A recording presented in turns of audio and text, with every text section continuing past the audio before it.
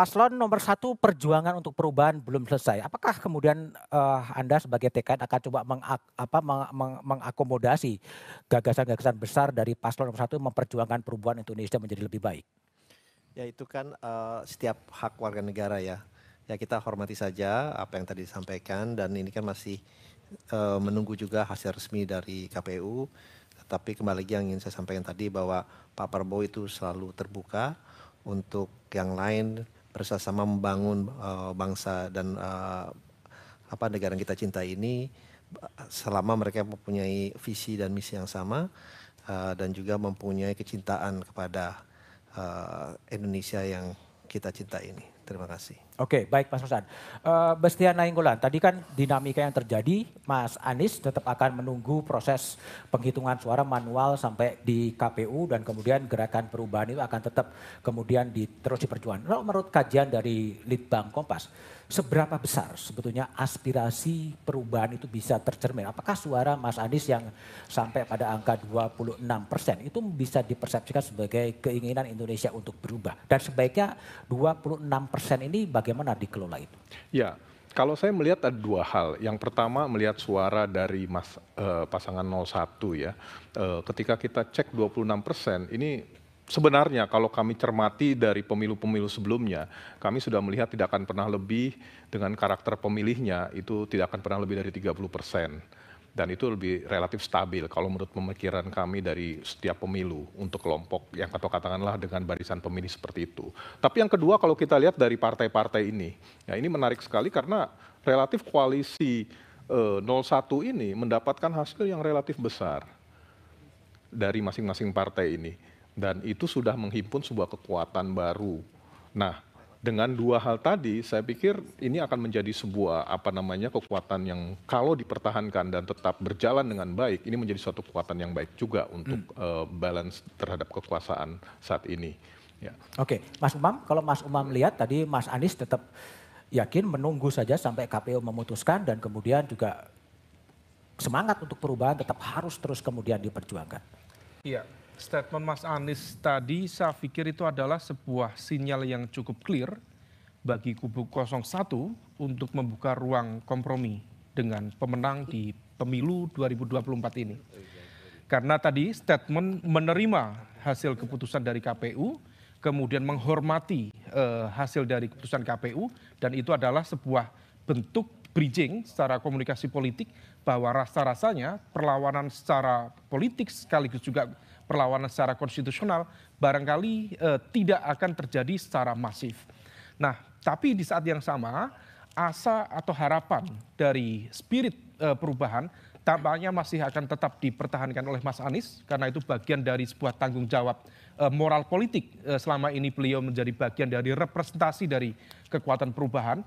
Meskipun kalau misal kemudian dilihat dari arah perilaku politik dari partai-partai selama ini, bisa saja partai-partai yang berada di kubu 01 akan mencoba untuk melakukan negosiasi ulang dengan pemenang, tetapi dalam konteks narasi perubahan, Mas Anies akan tetap berada di jalur itu dan itu sudah disampaikan secara clear bahwa dia tidak akan kemana-mana, dia tidak akan kemudian melakukan sesuatu seperti yang kemarin disampaikan di kampanye terakhir, melakukan pergeseran yang kemudian membuat para pendukungnya menjadi kecewa.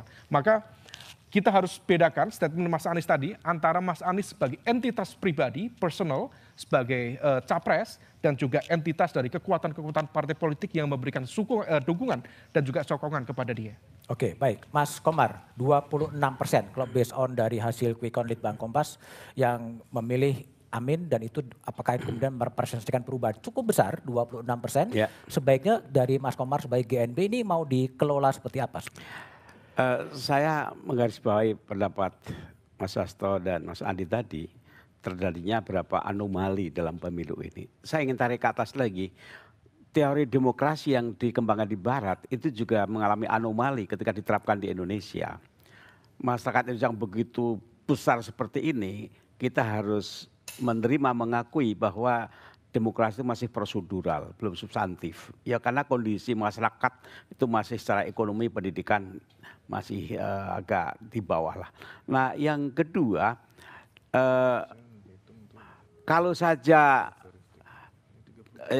nomor 1 dan nomor 3 ini mengambil posisi mengembangkan oposisi itu di parlemen itu sungguhnya mayoritas lebih kami hitung-hitung. Tapi apakah iya kita punya tradisi seperti itu? Kok saya ragu. Dan sungguhnya anomali itu kan dimulai oleh Pak Prabowo sendiri ketika dia semula vis-a-vis Pak Jokowi akhirnya masuk gitu. Dan dengan pengalaman itu saya punya feeling bahwa Pak Prabowo andaikan dia presiden, jangan-jangan dia juga akan welcome, sementara partai-partai yang lain pun akan mendekat gitu kan. Yang sudah teruji oposisi itu kan PDIP gitu kan. Tapi saya juga nggak tahu situasi nanti bagaimana berkembang. Dan satu lagi tadi antara Anies dan Muhaimin di situ kan pasangan. Tapi kan kalau Muhaimin itu kan wakil partai nantinya. Sedangkan Anies kan tidak punya partai. Sehingga jangan-jangan Muhaimin orang PKB juga dekat juga nanti kekuasaan gitu kan.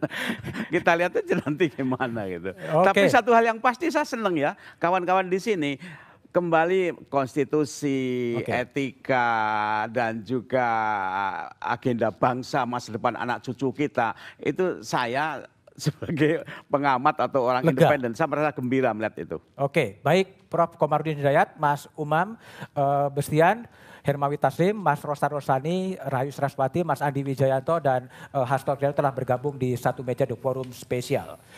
Pada 14 Februari 2024, Indonesia telah menjatuhkan pilihan untuk presiden 2024-2029 maupun anggota legislatif untuk mengisi Senayan. Sejumlah lembaga survei melalui hitung cepat telah memprediksi hasil pemilu 2024. Namun, otoritas hasil resmi pemilu haruslah menunggu rekapitulasi manual hasil pemilu berjenjang oleh KPU dari 15 Februari hingga 20 Maret 2024. Hasil hitung cepat tak perlu disikapi berlebihan, berbagai kejanggalan dalam proses pemilu perlu dikumpulkan, dibuka dan diselesaikan melalui mekanisme konstitusional. Kejanggalan yang ada perlu dibuka demi dan untuk hadirnya pemilu bermartabat. Demokrasi dan konstitusi ketika disebut-sebut sedang sempoyongan perlu kembali ditegakkan dan dijaga bersama oleh seluruh komponen bangsa. Demikian satu meja The Forum spesial malam ini, tetap di Kompas TV untuk memperbarui informasi terkini seputar pemilu 2024. Sampai jumpa pekan depan. Selamat malam dan terima kasih.